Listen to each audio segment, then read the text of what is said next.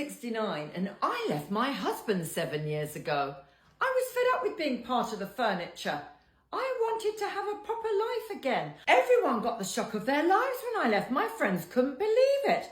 Most of all, my ex couldn't believe it. He never thought I'd leave. I mean, I didn't wish him any harm. I didn't have an unhappy marriage. I just wanted a bit more excitement in my life. And I was going to get it before I was 70. And I've only got 6 months to go. People stay in a relationship far too long when it's no good. And I can tell you something, when you are absolutely feeling like this is the end of the line, be brave, take a leap and just go, and you will never look back. Don't stay if you're not happy, because everyone deserves to be happy.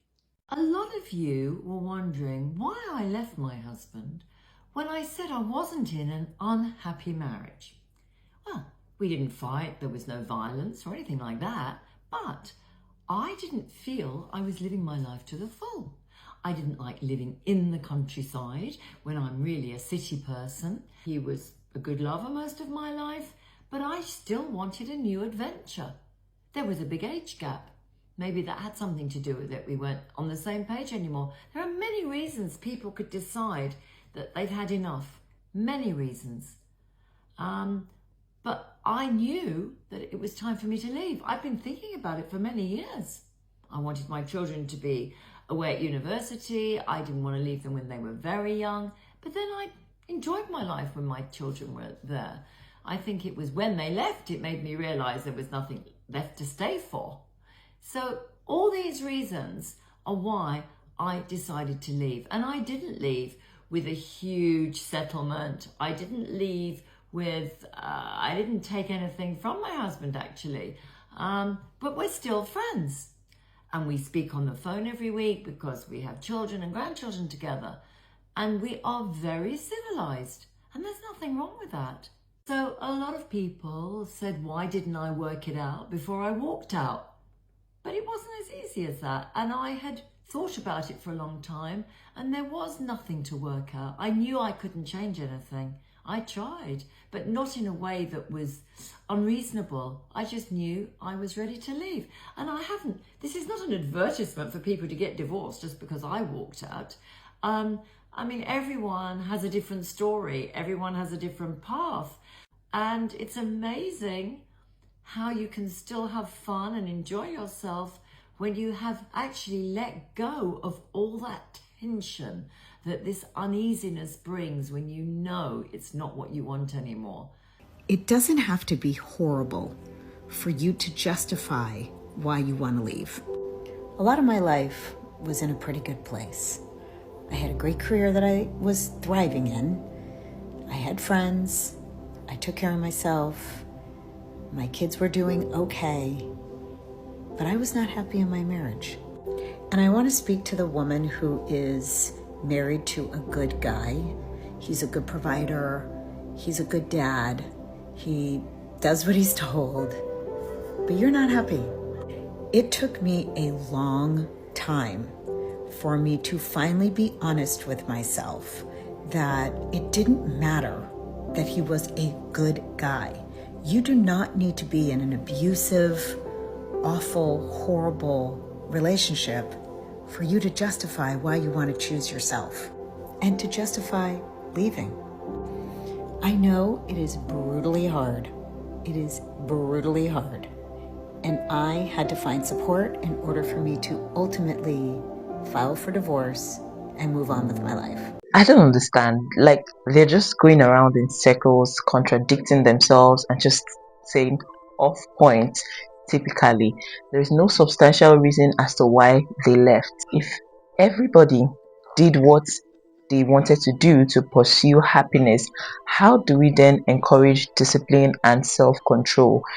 Do whatever makes you happy, blah blah blah. That's the very, very, very silly advice that most people give on the internet. Because you can't tell me, okay, if eating junk, makes you happy every day, go ahead, eat junk. destroy your body, if cheating is what makes a man happy at that instant, by all means, you can take the stage. Is that what we are encouraging now? The first grandma said that her kids are grown, and to be honest, this is a case with so many women. I understand that there are a lot of marriages where the kids are the bond that holds husband and wife together, and once the kids leave the house, when they're grown, when they're adults, the woman says, I'm done here, like my job here is done. But what about the vows that you took? Or is marriage not a vow again? Of course, it's not a vow to the detriment of your own life.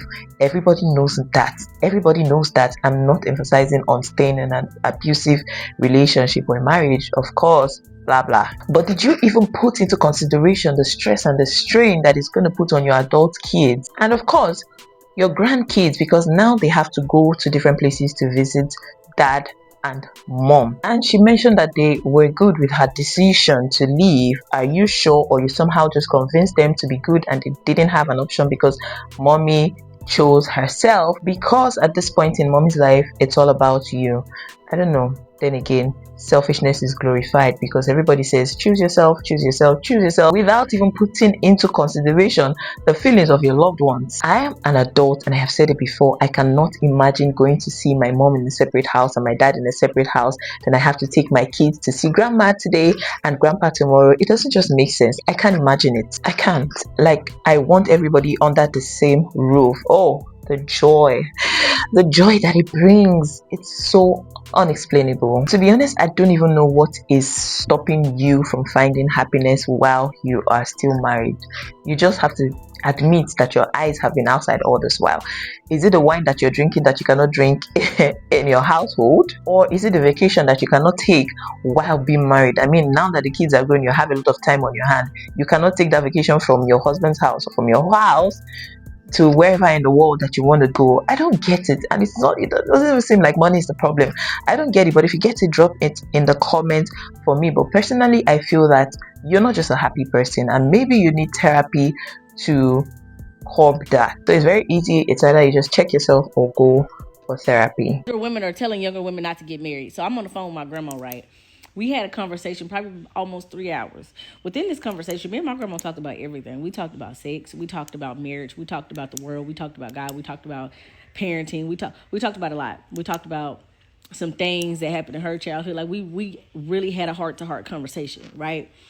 And a lot of the times, if you know me, I say to my grandma is one of the dumbest, sweetest persons I know. And not that she's like mentally dumb, but she was dumb for a man, right? And within that, we was talking about just like marriage.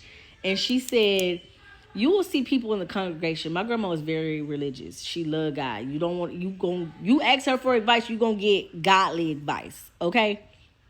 And she also Jehovah's Witness. And she said in the congregation, this is what I've noticed over the years that I've been a Jehovah's Witness, right? She said,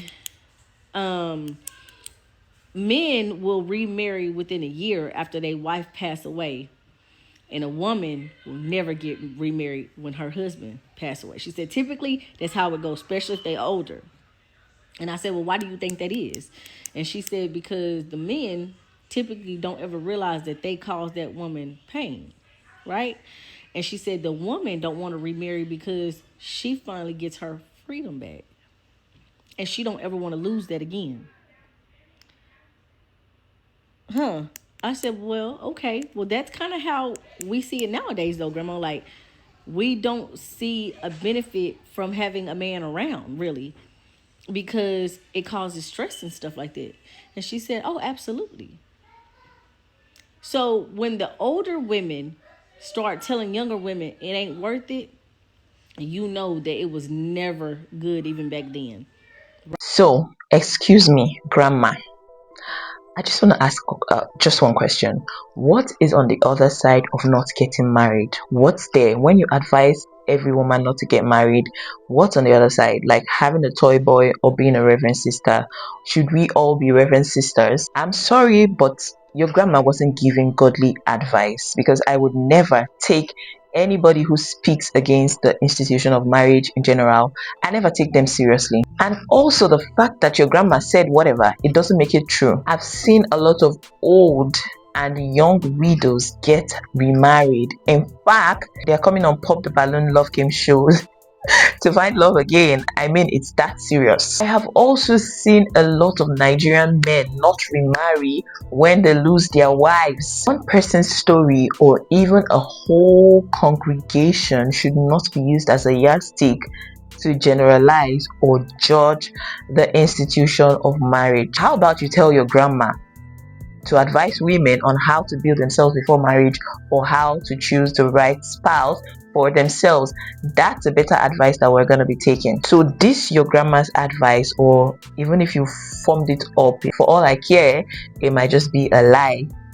Yeah, but even if your grandma told you this, it's high sounding nonsense if you ask me. Old age, in fact, does not guarantee wisdom to me, so just be careful of who you listen to. Anyways, let me know what you think about all this advice in the comment section. Do you think our grandmas have our best interest at heart? Should we listen to them? Should we all leave our marriages to pursue our own personal interest, our own personal happiness, instead of being happy in the confines of your home, of your marriage, of your beautiful family? Let me know what you think about this in the comment section. Yeah, that brings me to the end of my video. Thank you so much for sticking with me to the end of this video. Please do well to like this video as usual and subscribe to my channel if you haven't, and I'll see you all in another one. Okay, bye.